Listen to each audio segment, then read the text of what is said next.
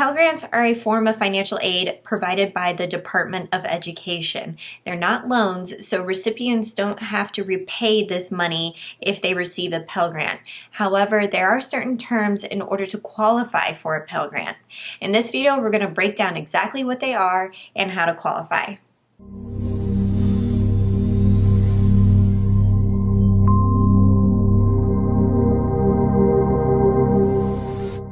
Hey guys, welcome back to the College Investor, Investing and Personal Finance for Millennials. So Pell Grants are awesome if you can qualify for them. They are free money provided by the Department of Education, and your grant money is actually based off of your FAFSA form. So we'll get into that in just a second, but Pell Grants are a great way to provide free money to pay for your college expenses. Pell Grants are typically for students who exemplify extreme financial need.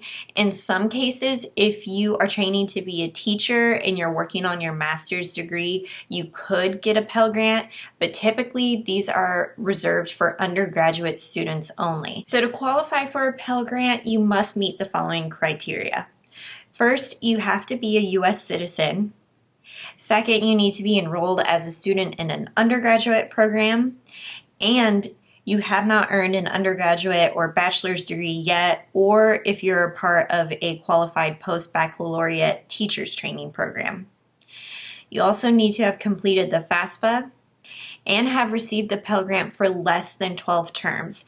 If this is your first time applying for a Pell Grant, then you don't really need to worry about this. Just know that you haven't received it for more than 12 terms.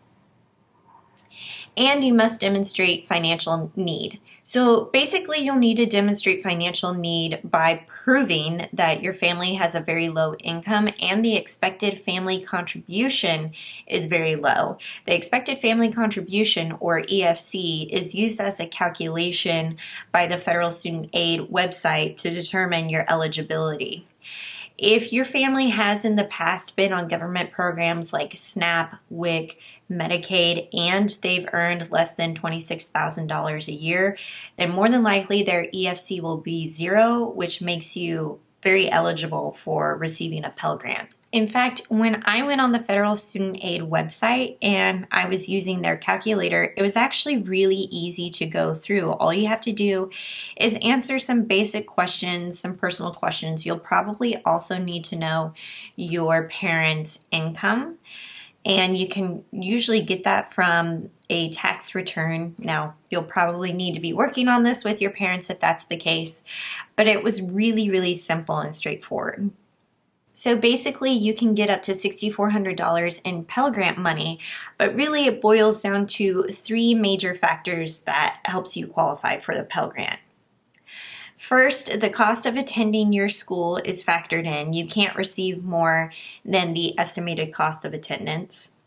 Second, your family's expected contribution, this is the EFC number, which is determined by your FAFSA form, and your student status, whether you're full-time or part-time.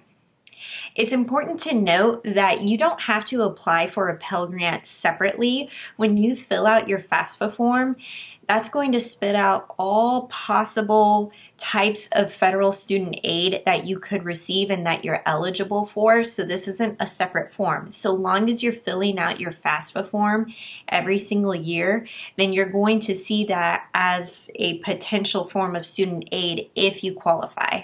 Also, another very important note.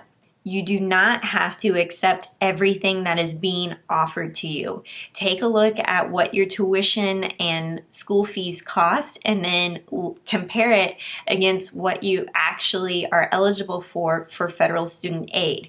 You don't want to take more than you need. Also, if you are offered a Pell Grant, definitely take it. It's free money that you don't have to pay back. So that would be one of the first things that I would accept if this popped up on my federal student aid form.